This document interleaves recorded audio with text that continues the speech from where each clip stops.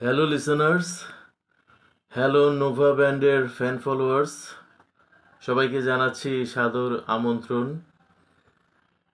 আমি একে একে নোভা ব্যান্ডের আহ্বান অ্যালবামের 11টি গানেরই ভিডিও করলাম। 11টি গানের উপর যে টকশো জাতীয় মেমোরি লেন রাইড আর কি, back back to the past, একটু স্মৃতি হাতড়ানো, একটু স্মৃতির সড়কে ঘুরে বেড়ানো এটসেট্রা এটসেট্রা উদ্দেশ্য নিয়েই আমি ভিডিওগুলো করেছিলাম। আর একটা মাত্র ভিডিও বাকি রয়েছে। গানটার নাম হচ্ছে আলাদিন বা রোখে আলাদিন। সেই গানটা নিয়ে আজকে চলে এসেছি। আপনারা হেডফোনটা সুন্দরভাবে কানে গুঁজে নিন। এখন গানটার লিরিক নিয়ে যদি কথা বলতে চাই, এটা আসলে একটা রাজনৈতিক বিষয়বস্তু নির্ভর লিরিক। আমি রাজনীতি নিয়ে আসলে কোনো রকম কথাবার্তা বলতে চাই না স্ক্রিনে। এই ব্যাপারটা অতীতেও আমি অ্যাভয়েড করেছি। যে সময় আমি ফেসবুক চালাতাম একটা সময়, সেই সময় আমি এই জাতীয় যে কোনো রকম আলোচনা, আমি কম বুঝি কি বেশি বুঝি সেটা তো আলাদা প্রশ্ন, বাট আমি অ্যাভয়েড করি এই ধরনের আলাপ আলোচনা। মিউজিশিয়ান মানুষ, ছোট মানুষ, ছোটদের সাথে থাকতেই বেশি কমফোর্টেবল ফিল করি। তো ভারী ভারী বিষয়বস্তুতে কথা বলতে চাই না। তো শুধু এইটুকু বলতে পারি যে তৎকালীন যে 1989 সালের পটভূমিতে তৎকালীন যে রাষ্ট্রনায়ক বা রাষ্ট্রপ্রধান, উনি স্টুডেন্ট পলিটিক্স পুরোপুরিভাবে বন্ধ করে দিয়েছিলেন। তো এই ব্যাপারটা অনেকেই পছন্দ করেনি এই ব্যাপারটা। তো অনেকের সাথেই এখানে সরকারের মতো পার্থক্যের একটা বড় রকমের জায়গা তৈরি হয় সে সময়। তো সেখানেই ওই যে কমিক কার্টুন ব্যঙ্গচিত্র যে আঁকা হয় না, অনেকটা সেই রকমই এটা। ওই আবহেই লিরিকটার কথা যদি আমি বলতে চাই, ওই একটা কমিক্যাল ব্যঙ্গচিত্র বা কার্টুন ব্যঙ্গচিত্র টাইপেরই এটা করা হয়েছে লিরিকটা। তো নোভা ব্যান্ড সেই সময় 1988 কি 89 সালে জিনিসটা, পরবর্তীতে আমি কিশোর পত্রিকা পড়ার মাধ্যমে জানতে পারি যে ব্যান্ডটাকে নাকি পুরস্কার ঘোষণা করা হয়েছিল ভালো গান দেবার জন্য ইন্ডাস্ট্রিতে, কিন্তু সরকারের সাথে মতপার্থক্যের কারণে ব্যান্ড সেই পুরস্কারটা গ্রহণ করেনি। তো এই গানের মধ্যে এই গানটার পরবর্তীতে একটা সিকুয়ালও হয়। নোভার যে সেকেন্ড অ্যালবাম, সেই সেকেন্ড অ্যালবামে গিয়ে এই গানটার পার্ট 2 হয় এবং বিশু মাঝি নামের একটা চরিত্রকে, রূপক অর্থে একটা চরিত্রকে আনা হয় এই লিরিকে। তার কথাবার্তাগুলো বলা হয়। কি মিন করেছে এই বিশু মাঝি দিয়ে, কাকে মিন করেছে আমি যাচ্ছি না ওইসব আলাপ আলোচনায় আজকে। যারা এইসব ব্যাপারে পণ্ডিত ব্যক্তি এবং ওই সময়কার পলিটিক্যাল সিনারিও সম্পর্কে ওয়াকিবহাল, তারা লিরিক শুনলেই বুঝতে পারবেন। আমি বরং গানের অর্নামেন্টেশনের ক্ষেত্রে চলে যাই। গানটা এখানেও কিবোর্ডিস্ট হলো বিশ্বাস ভাইয়ার ক্যারিশমা খুব জোরদারভাবে আমরা শুনতে পাই। গানটা যেহেতু বক্তব্য নির্ভরশীল গান, এইখানে সেই জিনিসটাকে, লিরিকের যে ব্যাপারটা, সেইটাকে নাটকীয়তার আঙ্গিকে ফুটিয়ে তুলবার যে একটা প্রয়াস, সেটা কিবোর্ডিস্টের উপর দায়িত্বটা আসলে থাকে। কারণ সব মিউজিক বা লিরিক যে ভাষাটা ডিমান্ড করে, সব সময় কিন্তু গিটার বা ডিস্টরশন দিয়ে বা টানা লম্বা সময় ধরে গিটার বাজিয়ে ওটা কিন্তু হয় না। ওইটার জন্য অন্যান্য ইনস্ট্রুমেন্টও অনেক সময় দরকার পড়ে। যেমন অন্যতম সেটা কিবোর্ডের কথাটা আমি বলবো, যেটা টলো বিশ্বাস ভাইকে শোনা গেছে এই গানটার মধ্যে ভালো ভালো কিবোর্ড পিস বাজাতে। এবং লিরিকটাকে প্রাণবন্ত করে তোলবার যে প্রয়াস, বক্তব্যটাকে ফুটিয়ে তোলবার যে প্রয়াস, সেটা বেশিরভাগ ওই কিবোর্ডের উপর দিয়েই গেছে জিনিসটা। ময় ভাইয়ার একটা ড্রামিং, স্পিড ড্রামিং, এটা কি, আমি যেহেতু ড্রামার না, আমি ড্রামটার ক্লাসিফিকেশন বলতে পারবো না, এটা কি ড্যান্স টাইপ বিট নাকি সুইং বিট। বিটটা এরকম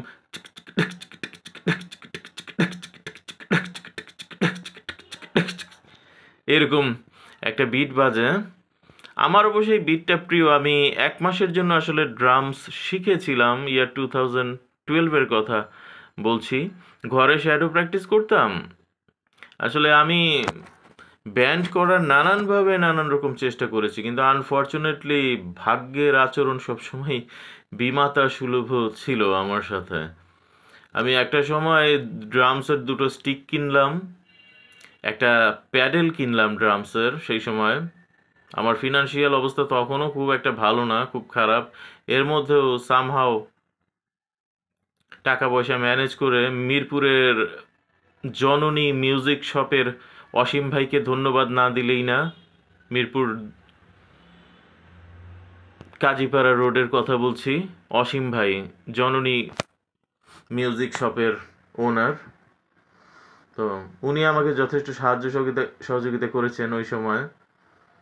তো আর কিছু বক্স, কিছু কার্টুন অ্যাটসেট্রা দিয়ে ঘরে যেন মোটামুটি একটা সাউন্ডের মধ্যে ড্রাম বাজানো যায়, বা quite similar to the shadow practice drum sound, এটা যেন করা যায়। আমি একটা সেট আপ বসাই বাক্স প্যাট্রা অ্যাটসেট্রা দিয়ে ড্রামসের, এবং আমি চিন্তা ভাবনা করলাম যে আমি ফ্রন্টে থাকছি, আমি গিটার বাজাচ্ছি, আমি গান গাইছি, নতুন ছেলেপেলেরা বোধহয় ভয় পেয়ে যাচ্ছে। যাদেরকে নিয়ে কাজ করব এরা হয়তো ডিমোরালাইজড বোধ করতে পারে, যে সুন্দর একজন মানুষ, সাদা চামড়ার একজন মানুষ গিটার বাজিয়ে যদি গান গায় মাইক্রোফোনে, আমাদের অস্তিত্ব আর কোথায় থাকে? আমরা তো শিখছি মাত্র, আমাদের তো কোনো অস্তিত্বই থাকবে না। তো আমি চিন্তা ভাবনা করলাম পেছনের দিকে চলে যাই, ওই জায়গাটা ছেড়ে দেই একজনকে, গিটার বাজিয়ে কেউ গান করুক, আমি বরঞ্চ এবার গান গাওয়া অফ করে দিই। এভাবে আমি চিন্তা ভাবনা করেছিলাম। তো সেভাবে আমি লাইন আপের একটা চেষ্টা করেছিলাম, যে ফ্রন্টে থাকাটা তো একটা লোভের জায়গা, ব্যান্ডে গান গাইছি, গিটার বাজাচ্ছি, লোভের জায়গাটা থাকুক, কেউ লোভ চরিতার্থ যদি করতে চায় করুক, কিন্তু ব্যান্ডটা তারপরও হোক। সেটা আমি সে সময় জোরে সোরে চেষ্টা করেছিলাম। শাকিল নামের একটা ছেলে আমার সাথে, নামটা কমন পড়ে গেল, নোভা ব্যান্ডের তো লিড ভোকালিস্টের নামও শাকিল খান। তো এই ছেলেটার নামও শাকিল, আমার জুনিয়র ছেলে, স্বাস্থ্য ভালো, উঁচা লম্বা হাইট, গানও করতে পারে টুকটাক, সুন্দর, মফস্বল সাইড থেকে আসা ছেলে, ঢাকায় এসে পড়াশোনা করছিল। তো শাকিলকে নিয়ে একটা চেষ্টা করেছিলাম, কিন্তু দুজন মানুষ মিলে তো আসলে ব্যান্ড করা যায় না। অন্যান্য মেম্বারদের যদি সেই ডেডিকেশন এবং সেই সব কিছু ভেঙে চুরে বেরিয়ে আসার স্বপ্ন দেখবার ক্ষমতা এটসেট্রা এটসেট্রা না থাকে, লাইন আপ হয় না। যাই হোক, নোভা ব্যান্ডের আলাদিন গানের রিভিউ প্রসঙ্গে, ওল্ড রকার রিভিউ করছি লাস্ট এপিসোড আজকে, সেই প্রসঙ্গে কথাবার্তাগুলো ব্রেনে চলে এলো, এবং ড্রামসের বিট নিয়ে কথা বলছিলাম, আলাদিন গানের ময় ভাইয়ের যে ড্রামস বিটটা। তো এই যে পার্টিকুলার ড্রামের বিটটা, আমি এটা খুব প্র্যাকটিস করতাম সেই সময়, এবং এই বিটটার একটা উপকারী দিক আছে, রোলিং যেটা ড্রামসের, এই রোলিংয়ের পার্টগুলোতে হাত খুব দ্রুত চালু হয়ে যায় এই বিটটা যদি টানা প্র্যাকটিস করা যায়। এবং এই বিটটা আমি বেশি বেশি প্র্যাকটিস করতাম, ভালো লাগতো ড্রামস প্র্যাকটিস করতে। সেই সময় বেশি দিনের ছিল না আমার ড্রাম প্র্যাকটিসের journey, but I had enjoyed that time. ওই সময় আমার কম্পিউটার ছিল, কম্পিউটারে আমি বেস গিটারের বিভিন্ন ডেমো সাউন্ড স্ট্রাকচার পাওয়া যেত, ডেমো সাউন্ড ডিজাইন পাওয়া যেত, এগুলো ট্র্যাকস পাওয়া যেত ডেমো, যেটাতে অটোমেটিক বেস গিটার বাজতে থাকে। ওগুলো আমি অন করে ওগুলোর সাথে ড্রামস বাজাতে থাকতাম। তো যাই হোক, এইটা আলাদিন গানের ড্রামসের ব্যাপারটা গেল, এবং এখানে ডিস্টোশনের সলো আছে গানটায়। ফজল ভাই ডিস্টোশনের সলো বাজিয়েছেন, তবে সলোটা ক্রিয়েটিভ সেই রকম এক্সক্লুসিভ ধরনের কিছু না, মাপা মাপা বাজানো, ওয়েল প্ল্যান্ড ভাবে স্টুডিও পারপাজে করা সোলো, ছোট ছোট সোলো। আর গানটার মানে পুরো ছন্দময় প্রাণবন্ত তার ব্যাপারটা যদি আপনারা বলেন, এই পুরো গানটাতে সেখানে টলো বিশ্বাস ভাইয়েরই আসলে উপস্থিতিটা বেশি পাওয়া যায় গানটার মধ্যে। এটা বাংলা মেলোডিয়াস রক, একেবারে pure 80s Bangla melodious rock গান বলতে যা বোঝায়, এটা ফরম্যাটটা সেটা। এবং রক বলতে এটা আসলে আমি ওই রকম কাঁচা রক বোঝাচ্ছি না, এটা পপের সংমিশ্রণে যেই রকটা।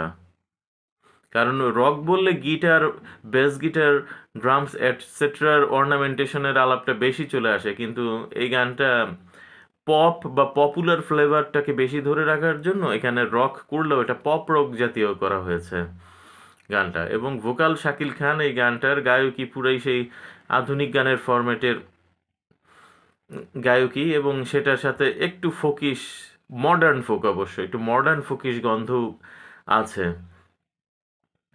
গানটার মধ্যে। তো গানটা প্রথমে তো আমি প্রথম ছোট ছিলাম যখন, তখন তো লিরিকের ব্যাপারটা আর বুঝতে পারিনি। পরে যখন আস্তে আস্তে গানটা সম্পর্কে আর একটু লেখালেখি হয়েছে, ফজল ভাইয়ের রাজনৈতিক মতাদর্শ সম্পর্কে বিভিন্ন জায়গায় পড়েছি টড়েছি যখন, তখন আসলে বুঝতে পেরেছি যে এই রোখে আলাদিন, হু ইজ বিশু মাঝি, গানটা কি বা কেন, তখন আস্তে আস্তে বুঝতে শিখেছি। তো গানটা তো চলতে চলতে এভাবে,